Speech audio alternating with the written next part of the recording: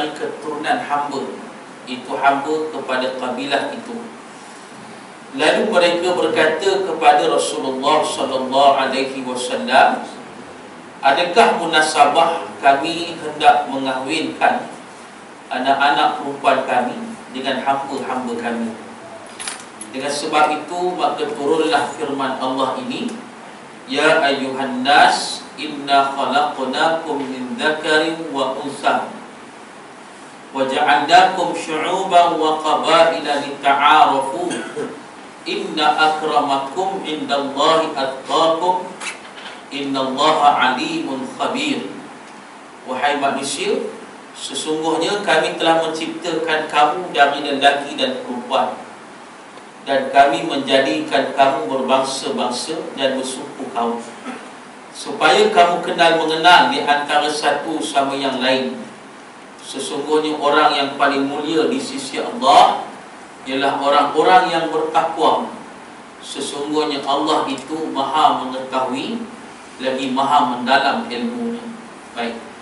Jadi muslimin dan muslimat yang dirahmati oleh Allah, pada hari ini kita masuk pada ayat yang ke-13 dari surah Al-Hujurat, yang mana sebelum ni kita ketemu ayat-ayat dalam surah Al-Hujurat ini, Allah Ta'ala telah memulakan seruan terhadap golongan manusia yang beriman kepada Allah.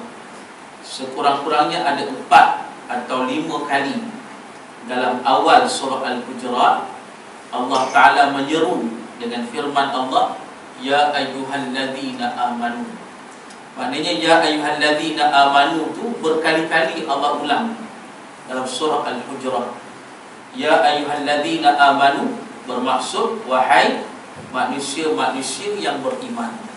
Maknanya kebanyakannya dalam surah Al-Hujurat ini Allah Ta'ala tujukan kepada setiap manusia yang beriman, ataupun Allah Ta'ala nak jelaskan tentang sifat-sifat keimanan.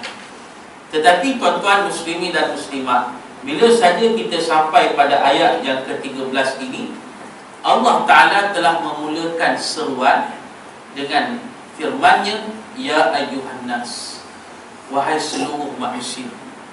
Ni yang sebelum ni, bila Allah Ta'ala menjelaskan pada kita jangan kita lebih daripada Allah dan Rasul, maka Allah mulakan dengan wahai manusia yang beriman. Bila Allah Ta'ala menyuruh kita supaya beradab terhadap Rasul, maka Allah mulakan dengan wahai orang yang beriman. Bila saja Allah Ta'ala menyuruh kita menjaga akhlak, adab yang baik, akhlak yang baik, tinggalkan sifat-sifat yang mazmumah, yang keji, maka ayat ini Allah mulakan dengan seruan, ya ayyuhalladzina amanu, wahai manusia yang beriman. Tetapi bila kita masuk pada ayat yang ke-13, Allah Ta'ala telah menjelaskan, berfirman dengan lebih umum, tidak secara khusus, yang mana Allah Ta'ala menyatakan, ya ayyuhan nas, wahai seluruh manusia. Maknanya bila kata wahai seluruh manusia, ditujukan pada semua manusia. Tak kiralah orang tu Islam beriman, ataupun orang tu Islam tak beriman, ataupun orang tu bukan Islam sekalipun. Pasal Allah jelaskan wahai seluruh manusia. Tak kiralah, seluruh manusia ni meliputi seluruh manusia, yang Islam, yang beriman, yang tidak beriman, bahkan termasuklah kepada golongan yang kafir. Pasal apa Allah Ta'ala seru dengan seruan yang umum macam ni? Pasal Allah Ta'ala nak menceritakan pada kita mengenai asal kejadian kita manusia. Asal kejadian kita manusia. Dan bila sebut tentang kejadian manusia, bila sebut tentang sejarah manusia, maka manusia ni melingkup, orang kata merangkumi seluruh manusia. Bila kata sejarah manusia ni, dan bukan hanya sejarah manusia yang Islam, yang beriman, yang tidak beriman, atau yang kafir, Tapi bila kata manusia, sejarah manusia, ia meliputi seluruh manusia. Kemudian pada waktu yang sama, Allah Ta'ala nak menjelaskan pada kita, tak kiralah siapa pun kita ni, tak kiralah kita ni apa bangsa sekalipun, sama ada kita ni Melayu ke, sama ada kita ni Cina ke, India ke, sama ada kita ni orang putih ke, sama ada kita ni Arab ke, tak kiralah apa bangsa kita sekalipun, kita semua datang daripada Adam dan Hawa. Itu realiti, hakikat manusia. Tak kiralah apa jenis manusia kita ni, apa jenis bangsa kita ni, apa jenis rupa kita ni, apa jenis bentuk badan kita sekalipun, bahkan apa jenis agama kita sekalipun, seluruh manusia ni kata Allah, semuanya datang daripada Nabi Adam dan Siti Hawa alaihi wassalatu wassalam. Jadi muslimin dan muslimah, Allah jelaskan semuanya itu ialah hakikatnya begitu. Tetapi kata Allah, walau macam mana sekalipun, yang paling mulia di sisi Allah bukanlah dirujuk berdasarkan bangsa mereka. Yang paling mulia di sisi Allah Ta'ala bukanlah dirujuk berdasarkan rupa mereka. Yang paling mulia di sisi Allah Ta'ala bukanlah dirujuk berdasarkan bentuk badan mereka. Tetapi yang paling mulia kata Allah, yang paling mulia dirujuk berdasarkan agama mereka, akidah mereka, dan kemuncaknya ialah ketakwaan mereka kepada Allah Subhanahu wa Ta'ala. Jadi nak menerangkan pada kita muslimin dan muslimat, kalau sekiranya kita menjadi bangsa Melayu yang bertakwa kepada Allah, maka kitalah yang paling mulia di sisi Allah. Begitulah kalau sekalipun kita hidup daripada pendalaman dunia ni, kita hidup di pendalaman dunia, kita tak pernah ketemu benda-benda yang hebat, yang moden, tak pernah melihat teknologi yang tinggi dan sebagainya. Tapi kalau sekiranya walaupun kita hidup di pendalaman sekali mana pun, tapi kalau kita bertakwa pada Allah, maka kitalah yang paling mulia di sisi Allah Subhanahu wa Ta'ala. Walaupun kita ni merupakan bangsa yang cukup hitam pekat, hitam legam, terlalu hitam, terlalu gelap, dan sampai orang kata bila tiba waktu malam tak boleh nak cam kita ni, sebab hitam sangat. Bila nampak putih setakat gigi saja, lain semuanya hitam belaka. Orang tak nampak kita bila waktu malam. Tapi kalau sekiranya gelap taretu pun, hitam taretu pun, kalau kita bertakwa pada Allah, maka kitalah yang paling mulia di sisi Allah. Ini tuan-tuan, muslimin dan muslimah. Tak kira, kata Allah, yang paling penting ketakwaan. Bertakwa pada Allah, kita akan jadi manusia yang paling mulia. Jadi muslimin dan muslimat, sebaliknya kata ulama, berdasarkan ayat-ayat Allah yang lain, Allah dah terangkan pada kita bagaimana ada manusia yang standardnya hina seperti binatang, bahkan lebih hina daripada binatang-binatang tersebut. Dan kata Allah, ulaika kal an'am bal hum adall, kata Allah. Ada manusia, kata Allah, yang mereka ni seperti binatang ternakan, bahkan lebih sesat daripada binatang-binatang tersebut. Maknanya Allah nak gambarkan mereka bukan hanya sekadar seperti binatang ternakan, bahkan perangai mereka lebih teruk daripada binatang ternakan yang samalah seperti binatang-binatang liar. Itu maksudnya. Pasal apa mereka jadi macam tu, kata Allah? Pasal mereka ada mata tak nak guna, kata Allah. Pasal mereka ada mulut tak nak guna, ada telinga tak nak guna, ada hati tak nak guna. Maksud tak nak guna ni, tak nak guna untuk kebaikan, tak nak guna untuk melihat benda yang Allah redha, tak nak guna untuk mendengar perkara yang Allah redha, tak nak guna untuk dicakapkan, disampaikan perkara-perkara yang baik, tak nak guna untuk memikirkan kebesaran, kehebatan Allah, untuk meningkatkan iman. Tak guna untuk perkara-perkara itu. Sebaliknya, mereka gunakan apa yang ada pada mereka untuk melakukan maksiat dan kederhakaan pada Allah. Jadi kata Allah, orang-orang macam ni sangatlah hina, bahkan lebih hina daripada binatang. Jadi pasal itulah tuan-tuan muslimin dan muslimat, kita hari ni nak jadi manusia yang paling mulia di sisi Allah. Maka nak jadi manusia yang paling mulia di sisi Allah Ta'ala, maka syarat yang paling utama kata Allah, kita jadilah seorang manusia yang bertakwa kepada Allah. Baik. Jadi muslimin dan muslimat yang dirahmati oleh Allah, telah dikeluarkan sebuah hadis Nabi SAW yang telah diriwayatkan oleh Imam Abu Dawud rahimahullah ta'ala. Dalam hadis ini diceritakan pada kita bagaimana Rasulullah SAW telah memerintahkan Bani Biyadah supaya mereka mengahwinkan seorang yang bernama Abu Hind dengan salah seorang perempuan dari kalangan mereka. Padahal Abu Hind ini seorang hamba, keturunan hamba, dan hamba daripada kabilah tersebut, dari kabilah Bani Biyadah tersebut, yang nak dikahwinkan anak perempuan mereka. Dan maksudnya nak dikahwinkan anak perempuan mereka dengan hamba mereka sendiri. Jadi mereka argue lah, mereka macam tak puas hatilah dengan apa yang Nabi suruh.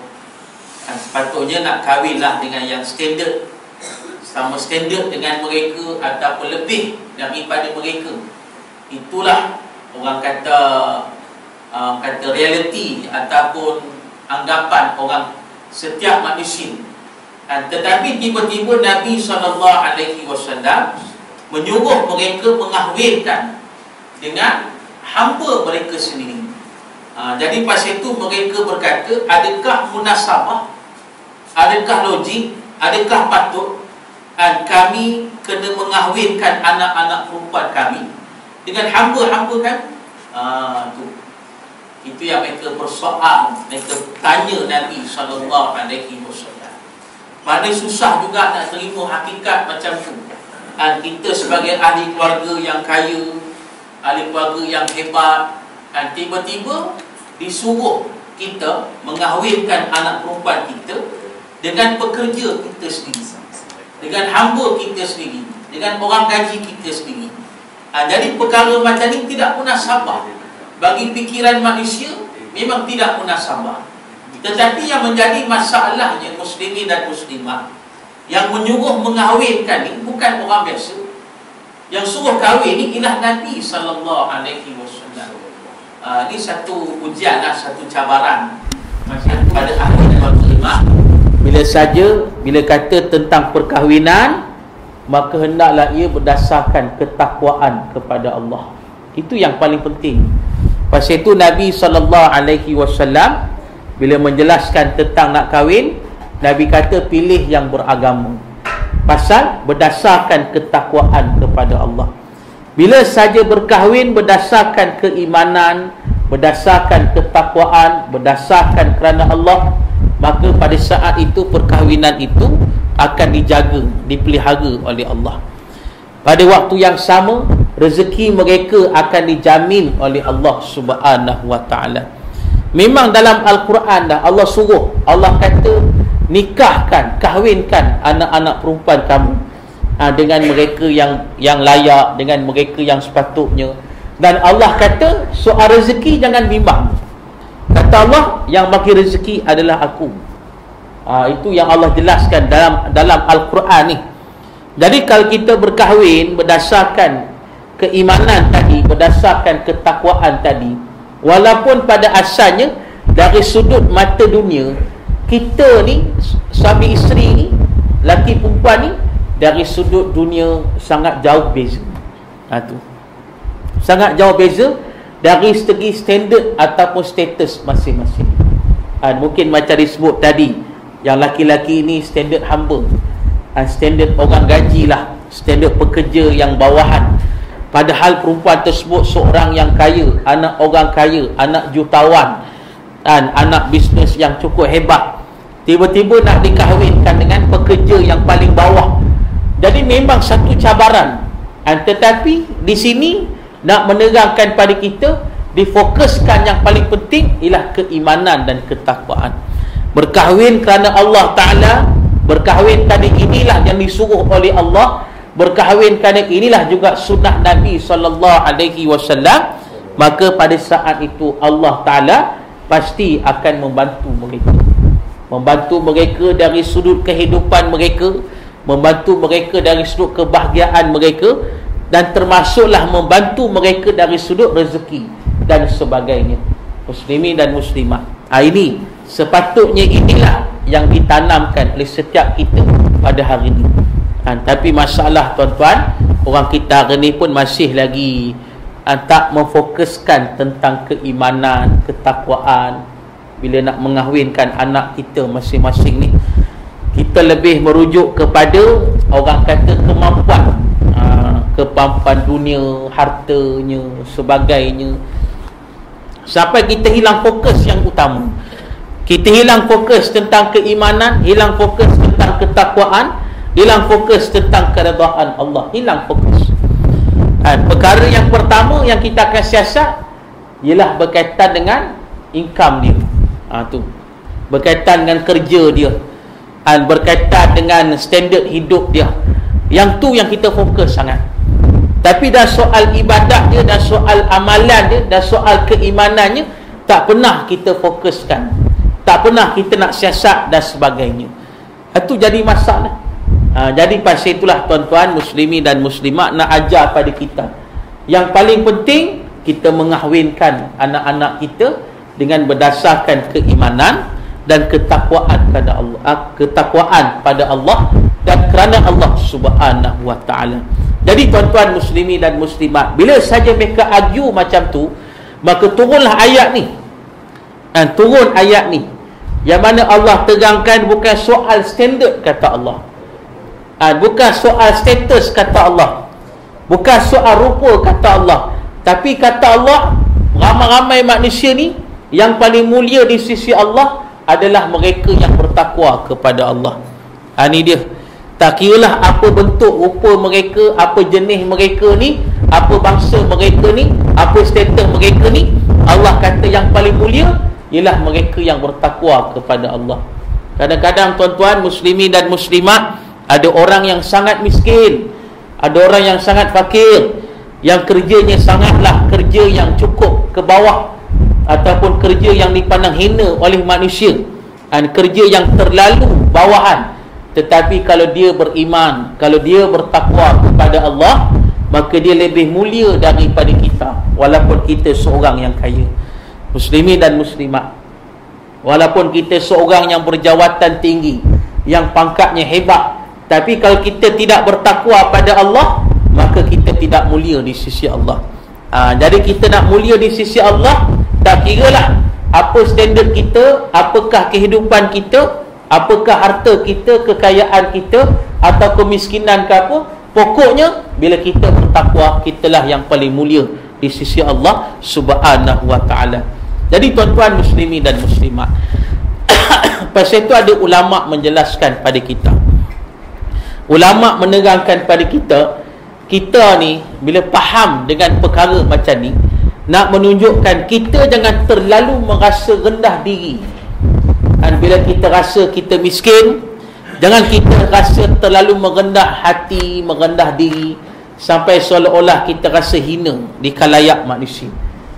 Sebenarnya yang penting kita sebut tadi ketakwaan.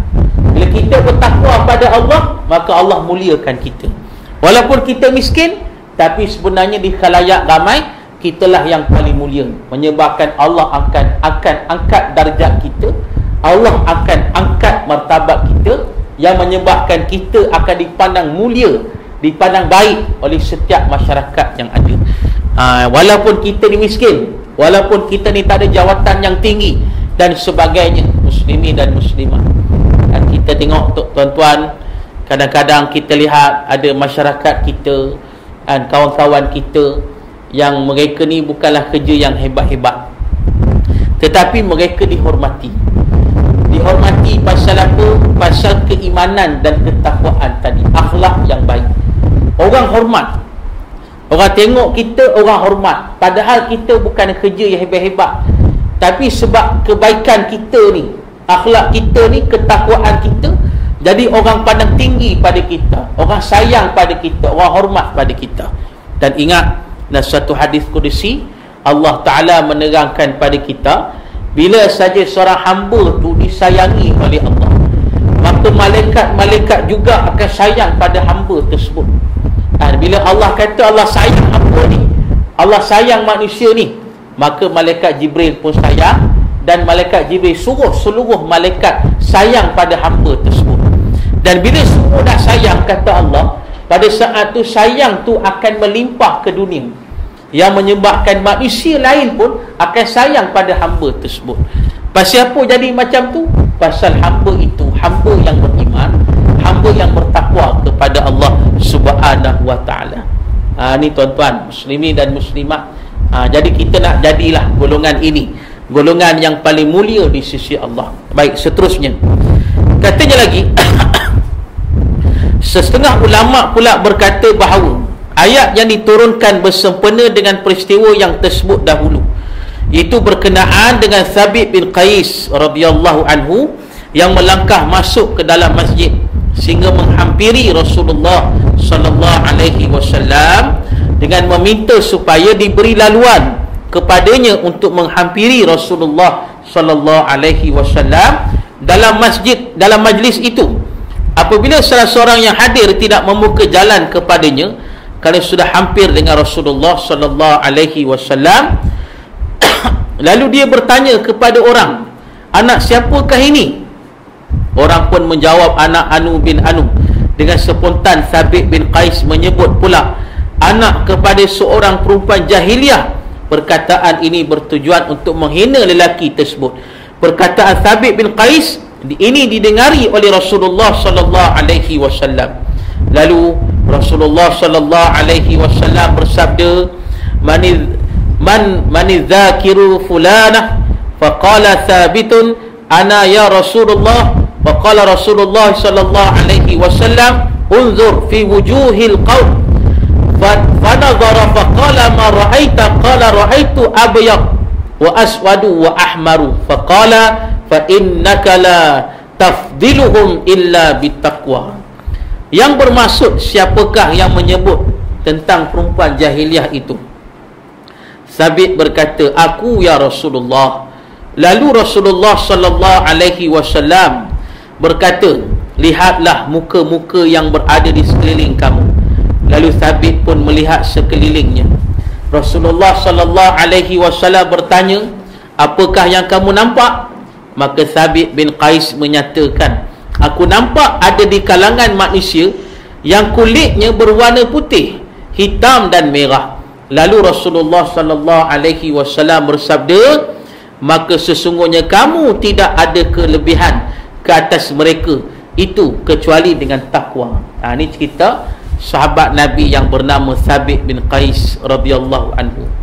Jadi tuan-tuan muslimin dan muslimah, sahabat Nabi yang bernama Thabit bin Qais ini agak terkenal lah dalam surah Al-Hujurat ni, sebab namanya disebut berulang kali ketika membahaskan tentang surah Al-Hujurat.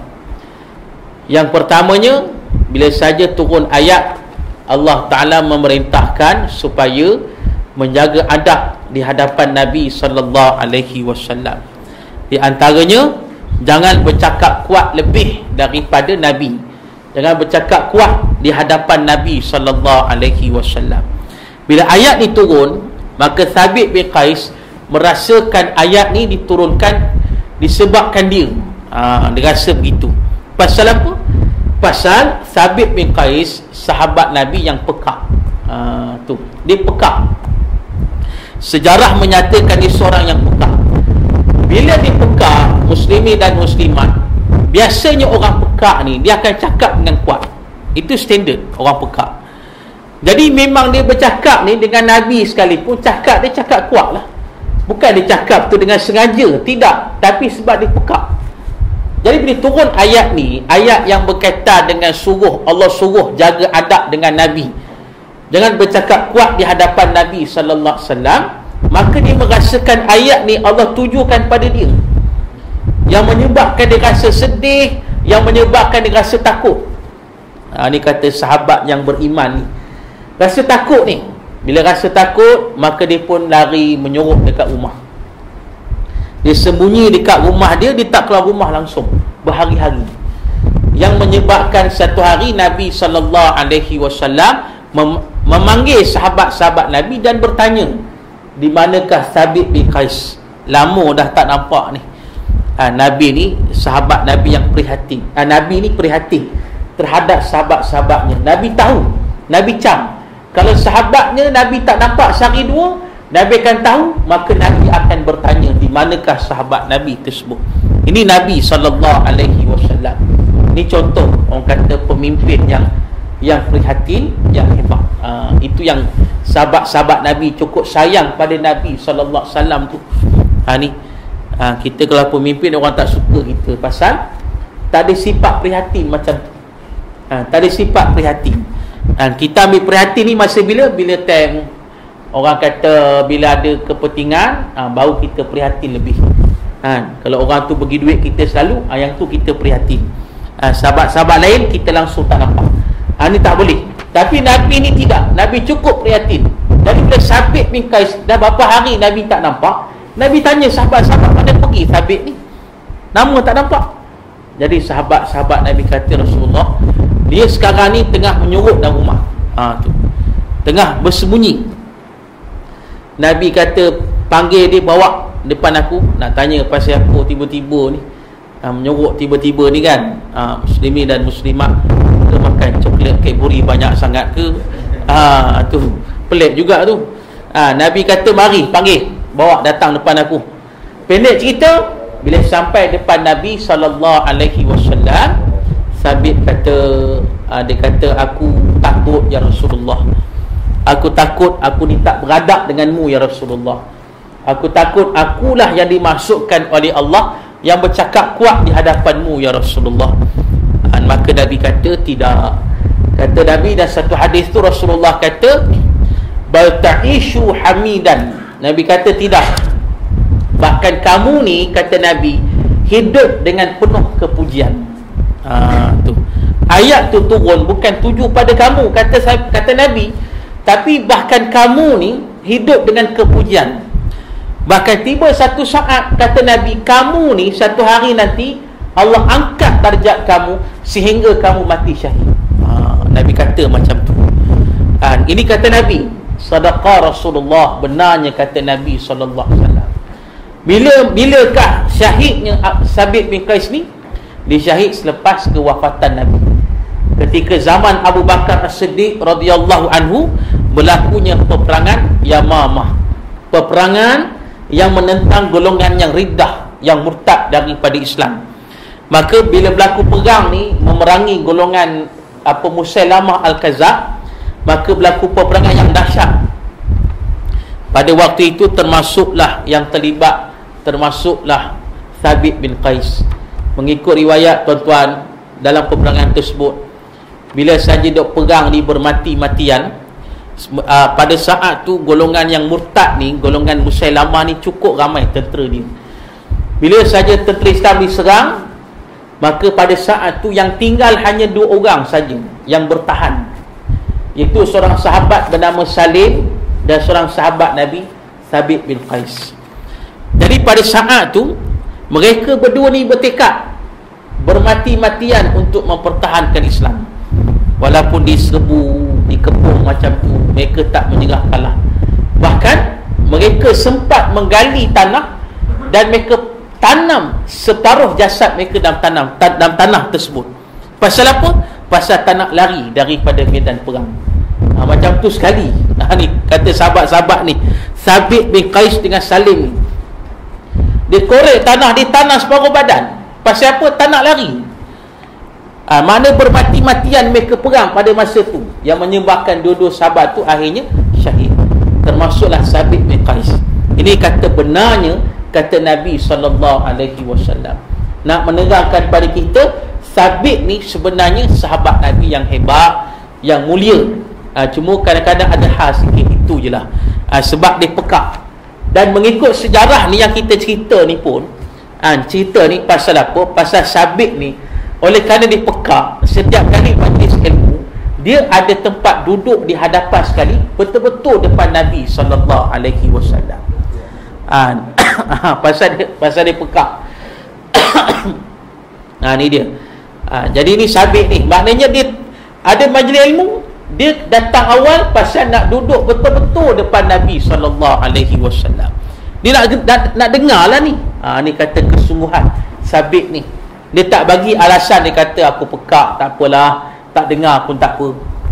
Aku pekak, tak apalah, duduk jauh-jauh pun tak apa. Dia tak beri alasan macam tu. Tapi dia nak ngaji juga, duduk depan-depan Nabi SAW. Kita yang tak pekak ni pun kadang-kadang malas. Saya ada yang kata apa? Tak apalah, mikrofon suara majlis tu kuat, aku dengar kat rumah cukup lah. Gitu. Ada ni tuan-tuan, ada muslimi dan muslimat. Ada sekali tu, baru-baru ni ada seorang sahabat lama WhatsApp saya. Dia kata, ustaz ni mengajar dekat majlis sekian-sekian ni, kelas subuh juga. Saya kata betul lah. Saya tanya, saya tak lama tak jumpa sahabat tu, dah belasan tahun. Jadi saya kata, duduk situ, dia duduk kat situ ke? Atau pernah datang ke? Dia kata, ustaz saya memang duduk kat masjid tu. Tapi saya dengar kuliah ustaz ni dekat rumah je. Sebab mic tu kuat, saya dapat ilmu dekat rumah je, tak nak datang pun masjid tu. Dia kata, dengar situ, dia cam suara kita. Dia cam suara kita. Dia kata, ustaz ni saya cam sangat, apa dia? Muslimin muslimat, muslimin muslimat. Tu saya cam sangat, ni mesti Ustaz Fazlul ni, dia kata ni. Itu dia. Dia tahu kita tu, tapi dia tak pernah datang masjid pun. Ni perangai manusia kita ni. Dengar dekat rumah saja dah. Ni masalah. Tapi Sabit bin Qais ni, walaupun dia pekak, dia tak bagi alasan macam tu. Dia datang juga. Bahkan dia datang awal nak duduk depan Nabi. Pasal apa? Benar-benar nak mengaji dengan Nabi SAW. Jadi satu hari ada satu majlis ilmu ni, Sabit bin Qais datang lambat.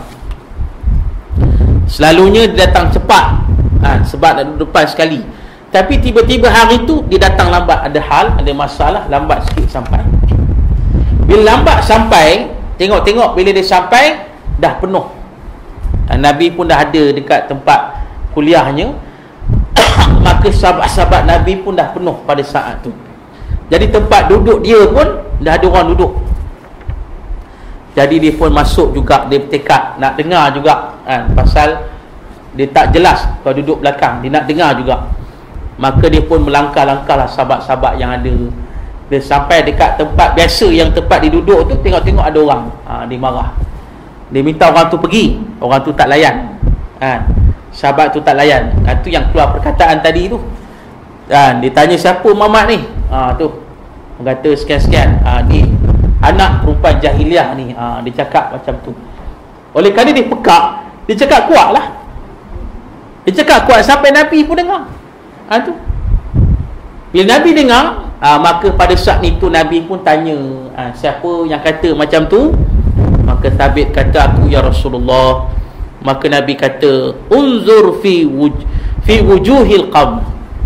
Nabi kata, cuba kau tengok ni dalam majlis ilmu ni. Kamu tengoklah wajah masing-masing yang ada dalam majlis ilmu ni. Apa yang kamu nampak? Apa yang kamu nampak? Ma ra'aita, apa yang kamu nampak? Tu. Maka dia kata, ra'aitu abyadu wa aswadu wa ahmaru. Dia tengok semua wajah-wajah sahabat-sahabat ni. Dia kata, aku tengok ada yang putih, ada yang hitam, ada yang merah. Maknanya bukan semua yang ada itu bangsa Arab, tidak, bercampur-campur. Ada yang putih, ada yang hitam, dan ada yang merah, kata Sabit bin Qais ini. Maka Nabi Muhammad kata, fa innaka la tafdiluhum illa bittaqwa. Nabi kata, maka sesungguhnya kamu tidak ada kelebihan ke atas mereka itu kecuali dengan ketakwaan. Maksudnya tak kiralah apa sekalipun standard kamu, adakah dia tu berketurunan jahiliah sekalipun, ataupun lain wajahnya daripada kamu, warna yang lain daripada kamu, kamu tak ada kelebihan apa-apa atas mereka pun, tidak ada, melainkan kalau kamu bertakwa kepada Allah. Itu dia. Maknanya Nabi SAW menegur Thabit bin Qais, jangan menjatuhkan martabat orang lain disebabkan keturunannya ataupun rupanya ataupun wajahnya ataupun warna kulitnya dan sebagainya. Baik, seterusnya berhubung dengan peristiwa itu, Allah Ta'ala menurunkan firman-Nya yang tersebut untuk menyatakan bahawa semua manusia berasal dari Adam dan Hawa, walaupun berkulit hitam atau putih. Yang menjadi ukuran di sisi Allah Ta'ala ialah orang yang paling bertakwa di sisinya. Berhubung dengan peristiwa itu, jangan turunnya ayat ini, ya ayyuhalladzina amanu idza qila lakum tafassahu fil majalis fafsahu yafsahillahu lakum. Yang bermaksud, wahai orang-orang yang beriman, apabila dikatakan pada kamu berilah ruang dalam majlis, maka berilah ruang, nescaya Allah akan memberi ruang kepada kamu pula. Surah Al-Mujadalah ataupun Al-Mujadilah ayat yang ke-11. Baik, jadi muslimin dan muslimat, jelaslah maknanya berdasarkan peristiwa tersebut turunnya ayat yang ke-13 ini surah Al-Hujurat, dan termasuk turunnya ayat yang berdasarkan surah Al-Mujadalah ayat yang ke-11. Itu adab. Dan bila saja kita masuk dalam majlis, kita minta diberikan ruang, kita berilah ruang tersebut.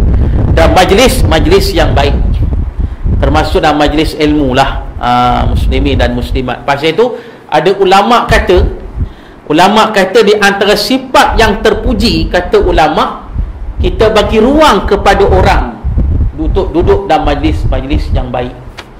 Walaupun kita dah duduk dekat situ, tapi kita bangun pasal nak bagi ruang pada orang lain, kata ulama itu antara sifat yang terpuji. Tu dia, muslimin dan muslimat. Itu dalam majlis ilmu ataupun dalam majlis yang baik. Tapi kalau solat jemaah, kita kena rebut saf pertama. Tu kena rebut saf pertama. Itu yang disuruh oleh Nabi. Tapi dalam majlis ni, apatah lagi kalau sekiranya kita ni memang seorang yang dah alim dah, kita alim dah, mana kita dah tahu dah ilmu Islam ni, dan kita dah tahu dah apa yang nak dibahaskan oleh guru tersebut. Jadi kita dah ada majlis tu, eloklah kita bagi ruang pada orang lain. Maknanya orang yang lebih nak mengaji, orang yang tak tahu, mungkin dengan kita bagi ruang tersebut, ada peluang dia untuk menuntut ilmu dan sebagainya. Itu orang kata salah satu bentuk adab akhlak yang diajar oleh Allah dan Rasul sallallahu alaihi wasallam. Baik, seterusnya, mengikut riwayat Anas radhiyallahu anhu, ayat ni berhubung dengan satu peristiwa yang berlaku ketika Rasulullah sallallahu alaihi wasallam masuk ke negeri Mekah.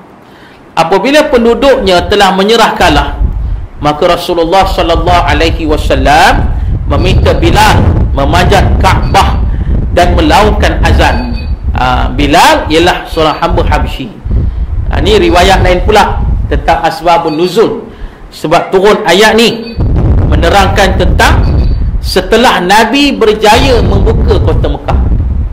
Maksudnya bila Nabi dah berjaya masuk di Mekah dan menguasai pemerintahan di Mekah, bila saja Nabi dah berjaya, maka di antara perkara yang menunjukkan kejayaan Nabi suruh Bilal panjat Kaabah dan melaungkan azan.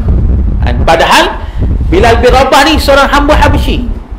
Memang riwayat menyatakan dia seorang keturunan hamba Habsyi yang hitam pekat kulitnya, yang hitam pekat, berkeriting rambutnya. Tiba-tiba Nabi suruh dia, seorang yang tidak cantik lah, seorang yang tidak tampan, seorang yang tidak baik rupa, disuruh oleh Nabi untuk melaungkan azan. Ini dia. Jadi bila saja berlaku demikian, berkatalah Itab bin Asid, alhamdulillahilladzi qabada abi hatta la yara hadzal yaum. Segala puji bagi Allah Ta'ala, Tuhan yang telah mematikan ayahku sehingga dia tidak melihat perkara seperti ini. Ucapannya ini bertujuan untuk menghina Bilal yang sedang melakukan azan di atas Kaabah. Itu respon. Banyak respon ni. Bila saya Nabi suruh Bilal yang melakukan azan, orang bagi respon. Kebanyakannya respon yang negatif. Di antaranya, orang ni kata apa? Dia kata, alhamdulillah lah, syukur, nasib baik bapa aku dah mati. Kalau tidak, dia tengok benda ni. Macam tu sekali. Dia menghina Bilal bin Rabah radhiyallahu anhu. Sebab apa? Sebab Bilal ni seorang yang hitam pekat, berketurunan hamba Habasyi. Tu dia.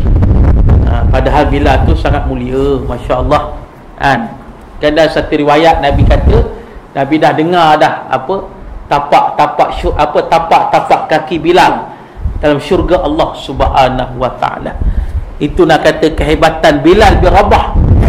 Bahkan sampai hari ni namanya terus disebut Bilal, Tok Bilal. Padahal tukang azan ni bukan Bilal. Tukang azan namanya Muazzin. Bilal itu nama sahabat. Tetapi oleh kerana Bilal ni tukang azan di zaman Nabi, sampai hari ni lekat dah Tok Bilal. Itu nak kata mulianya Bilal bin Rabah, disebut sampai hari ni. Bukan kita sebut, bahkan seluruh dunia lah tu menyebut tentang Bilal bin Rabah radhiyallahu anhu, sahabat Nabi yang hebat. Tu. Tapi bila Nabi suruh naik Bilal ni, pada saat tu banyak pandangan yang negatif. Ini antaranya lah. Baik, katanya lagi, berkata pula Al-Harith bin Hisham, seorang pembesar Quraisy pada masa itu, ma wajada Muhammadu ghaira hadzal gharabil aswadil mu'adzana. Adakah Muhammad tidak ada orang lain selain daripada gagak hitam ini untuk melakukan azan? Hina lagi. Ada yang kata apa? Apakah Nabi Muhammad ni tak ada orang lain nak pilih daripada gagak hitam ini untuk melakukan azan?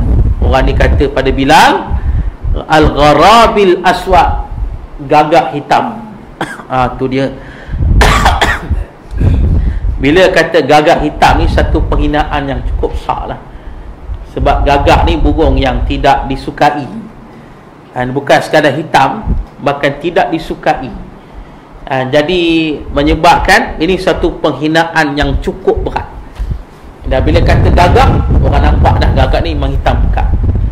Bila kata gagak, burung gagak, orang dah nampak dah ini burung gagak ni memang hitam. Tu orang nampak dah betapa hitamnya Bilal tersebut. Itu maksudnya. Tapi tuan-tuan muslimin dan muslimat, ini sikit luar sikit lah. Nabi kata apa? Nabi kata dalam satu hadis, Nabi kata nak cari perempuan yang salihah, isteri yang salihah, Nabi kata ibarat gagak yang berwarna putih. Apa maksud Nabi SAW? Nabi kata nak mendapat isteri yang salihah ibarat gagak yang berwarna putih. Maksudnya Nabi nak bayangkan, bukan senang nak dapat isteri yang salihah. Gagak warna putih ni ada ke tidak? Ada. Tapi banyak-banyak kalau rata ekor tu, ada seekor warna putih, lain hitam dah tu. Ni saya pernah tengok dah gagak ni, gagak warna putih. Dia dalam kumpulan dia banyak dah, ratus-ratus tu semua hitam dah ke, tiba-tiba ada seekor warna putih. Nabi Muhammad kata begitulah susah. Jadi maknanya yang ada hari ni, isteri tuan-tuan ni, itulah yang salihahnya, yang dipilih oleh Allah untuk kita. Itu yang kita kena bersyukur pada Allah Subhanahu wa ta'ala. Muslimin dan muslimat yang dirahmati oleh Allah. Itu tambahan sikit lah. Baik. Berkata pula Sahih bin Amru, iyaruddullah syai'an yughayyiruhu, yang bermaksud kalau Allah hendak sesuatu, nescaya dia akan menukar orang lain menjadi muazzin. Tu dia. Maknanya dengan kehendak Allah, Allah boleh tukar orang lain menjadi muazzin. Ini satu penghinaan lagi. Berkata pula Abu Sufyan, inni la aqulu syai'an akhafu ay yakhbiru bihi rabbus sama. Aku tidak mau menyatakan apa-apa kerana aku takut Tuhan yang memiliki langit akan memberitahu sesuatu. Tu. Pada ini satu benda yang cukup berat lah, dia kata.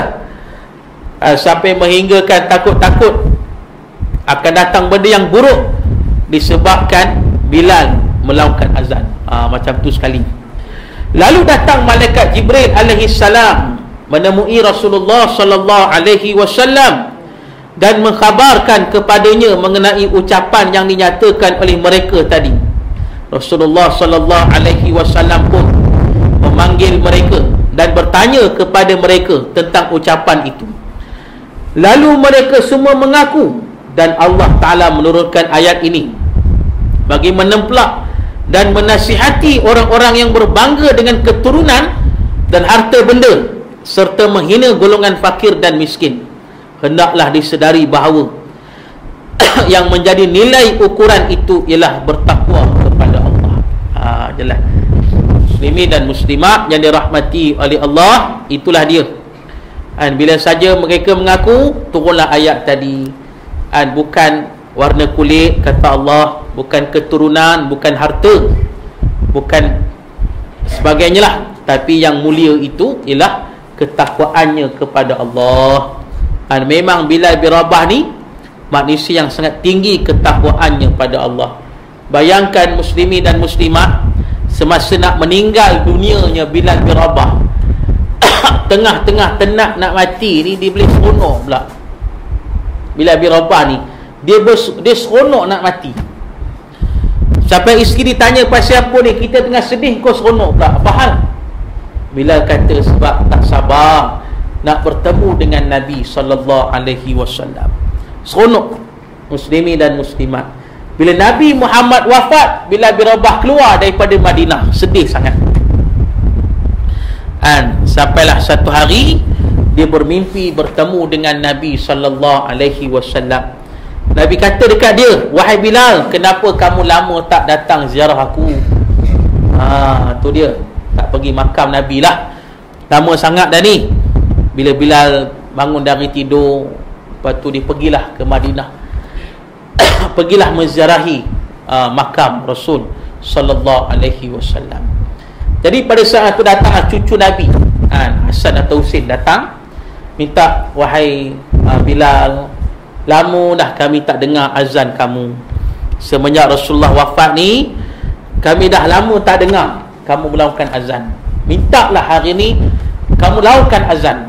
Minta sangat. Jadi Bilal pun setuju. Masa waktu solat, Bilal pun lakukan azan. Bila Bilal lakukan azan, orang dengar di Madinah terkejut. Terkejut. Bila sampai pada pertengahan azan, semua pakat keluar. Lelaki dan perempuan keluar. Mereka bukan sekadar keluar, bahkan mereka tertanya-tanya, adakah Rasulullah dah hidup balik? Tu. Masa dengar azan Bilal tu. Ni dia. Bila mereka sedar hakikat yang sebenar, semua pakat menangis. Ada riwayat kata, ada yang melihat kejadian tu, dia kata, "Aku tak pernah tengok," orang kata, pada hari tersebut, melainkan pada saat itu seluruh penduduk Madinah menangis kerana rindu pada Rasulullah sallallahu alaihi wasallam. Bila mendengar azan Bilal, mereka dengar azan Bilal, mereka dah tahu inilah tukang azan Rasulullah sallallahu alaihi wasallam. Dia nak kata mulianya Bilal bin Rabah, walaupun dia seorang yang hitam pekat, yang tidak cantik dan sebagainya, tapi dia sangat mulia di sisi Allah dan sangat dikasihi oleh Nabi sallallahu alaihi wasallam. Baik. Jadi pasal itu kita ni tengok siapa-siapa pun, jangan pandang rupa dia lah. Jangan kita cepat hina seseorang. Kita dah baca dah satu ayat dulu. Kan Allah kata apa? Jangan kita hina orang tu. Takut-takut orang tu lebih mulia di sisi Allah daripada kita. Kita bukan menghina dia, padahal dia di sisi Allah lebih mulia daripada kita. Tu berat. Jadi kita jangan hina. Maknanya kita tengok dan kita melihat kebaikan dia, dan kita berdoalah pada Allah supaya Allah terus berikan kebaikan pada dia dan kepada kita. Itulah yang sepatutnya dilakukan oleh setiap manusia yang beriman kepada Allah Subhanahu wa taala. Baik tuan-tuan muslimin dan muslimat, insya-Allah cukup sekadar itu. Jadi kita akan sambung kuliah kita ni pada bulan Ramadan nanti, jika diizinkan oleh Allah. Jadi jika ada persoalan, dipersilakan.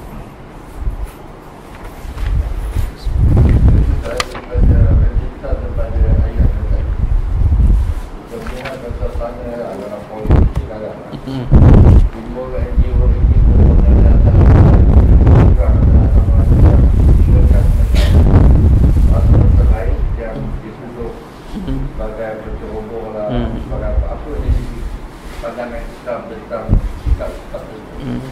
Baik.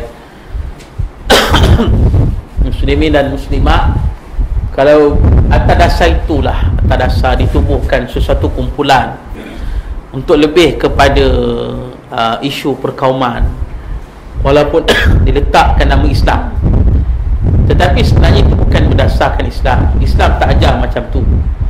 Jadi kalau kita kata kita ni perjuangkan bangsa Melayu dan Islam, tapi waktu yang sama kita hanya bangsa kita saja, dan kita bersikap negatif pada bangsa-bangsa yang lain, agama yang lain, maka menyebabkan bukan kita mengikut cara Islam. Kaedah macam tu bercanggah dengan Islam, bahkan disebut sebagai golongan yang telah taksub as-sabiyah. Bila sabiyah, Nabi dah kata bukan dari kalangan umat Nabi. Bahkan Nabi kata as-sabiyah yang membantu, yang fanatik dengan bangsa atas dasar bangsa, ini termasuk golongan yang zalim. Itu disebut di Nabi SAW. Maka benda tu bercanggah, tak boleh lah. Dan bila kita bersikap macam tu, orang akan nampak negatif pada Islam. Allah dah kata dalam ayat Quran, Allah kata apa? Allah sebut dalam surah Al-An'am, tak silap saya, Allah kata la tasubul ladzi la tasubullah, kata Allah, jangan kamu menghina sembahan-sembahan agama lain. Jangan, kata Allah. Sebab kalau kamu hina, ini peluang untuk mereka menghina pula agama kamu. Allah tak bagi. Kalau kita hina bangsa mereka, itu peluang mereka nak hina kita balik. Kalau kita hina, kata agama orang macam ni, itu maka dia akan hina pula agama kita. Lepas tu kita marah pula, padahal kita yang memulakan. Itu masalah. Jadi pasal itu tak boleh. Jadi kita tunjuk, kalau kata Islam, tunjukkan Islam yang sebenarnya macam mana. Macam mana dilayani orang bukan Islam, macam mana kita dengan bangsa lain ditunjukkan akhlaknya dan sebagainya lah. Tu kita baca sejarah macam mana Sultan Salahuddin Al-Ayyubi kan, bila dia perintah di Palestin berjaya mengambil alih daripada Kristian, dia tak bunuh orang Kristian, bahkan dia membenarkan mereka untuk teruskan aktiviti agama Kristian mereka. Dia tak halang pun, menyebabkan orang nampak ni Islam. Dan sampai ke hari ni, dalam teks-teks sejarah dunia, dalam universiti-universiti sedunia, dia cerita pasal perang salib, mereka akan puji Sultan Salahuddin Al-Ayyubi. Tu walaupun yang mensyarahkan buku tu bukan orang Islam sekalipun. Tu nak kata bila dipraktikkan Islam yang sebenarnya, muslimin dan muslimah yang dirahmati oleh Allah. Kenapa? Antara sebab kenapa Salman Al-Farisi radhiyallahu anhu dimasuk Islam, antara sebabnya kerana melihat perkara tersebut. Nabi tak mengamalkan sikap perkauman. Nabi tak mengamalkan sikap kearabannya semata, tidak. Tapi sikap yang Nabi tunjukkan, Islam tu menyeluruh semua bangsa. Antara sebab kenapa Salman Al-Farisi, seorang sahabat Nabi yang bukan Arab, masuk Islam. Itu dia. Kira Al-Farisi ni kira belah-belah Parsi lah, Iran dan sebagainya, bukan Arab pun. Tapi sebab tengok Nabi macam tu, ada sebab lain lagi lah, tapi antara sebabnya begitu. Tu dia, muslimin dan muslimah. Dan kita tengok juga kenapa Malik Syahbaz itu Malcolm X, antara sebab kenapa akhirnya dia memilih Islam yang sebenar, pasal bila dia pergi Mekah tu, dia pergi Mekah, dia kata aku nampak macam-macam warna kulit ada. Tu sebab selama ni dia mendapat Islam yang tak betul, perkauman, negro saja. Dia ikut si Elijah Muhammad penipu tu. Elijah Muhammad kata dia Nabi untuk orang negro saja. Jadi taksublah dia dengan negro ni, fanatik. Memang Malcolm X cukup anti pada orang putih pada masa tu, cukup anti, sebab dia ajar macam tu. Tapi tiba-tiba Allah Ta'ala selamatkan dia, dapat pergi haji ke Mekah. Bila pergi haji ke Mekah, dia tengok, aku terkejut, dia kata, sebab aku tengok dekat Mekah ni ada orang yang lebih putih daripada orang putih. Dia kata baru nampak Islam yang sebenar. Islam ni bukan untuk negro saja sebenarnya, dia kata, tapi untuk semua bangsa. Bila balik ke Mekah, dia isytihar dalam berita, dia kata orang putih pun saudara aku, dia kata. Itu yang Elijah Muhammad bunuh di akhirnya. Itu nak cerita. Jadi maknanya cara itulah mana Islam yang sebenar begitu. Dan kalau lebih fokuskan bangsa, ini bukan ajaran Islam. Wallahu a'lam.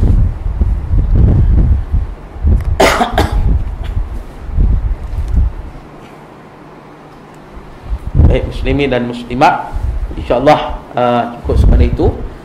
Jadi kita akan sambunglah kuliah kita ni insya-Allah pada bulan Ramadan depan, jika diizinkan oleh Allah.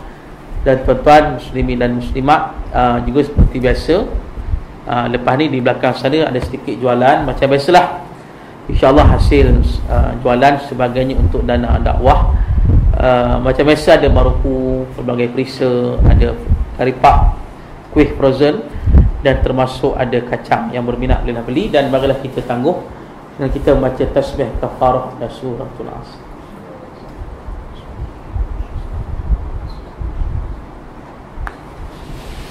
أعوذ بالله من الشيطان الرجيم بسم الله الرحمن الرحيم الحمد لله رب العالمين والصلاة والسلام على أشرف الأنبياء والمرسلين وعلى آله وصحبه أجمعين رضينا بالله ربا وبالإسلام دينا وبمحمد نبيا ورسولا اللهم أغننا بالعلم وزينا بالحلم وأكرمنا بالتقوى وجملنا بالعافية يا أرحم الراحمين والحمد لله رب العالمين. Siru ala barakatillah. Assalamualaikum warahmatullahi ta'ala wabarakatuh.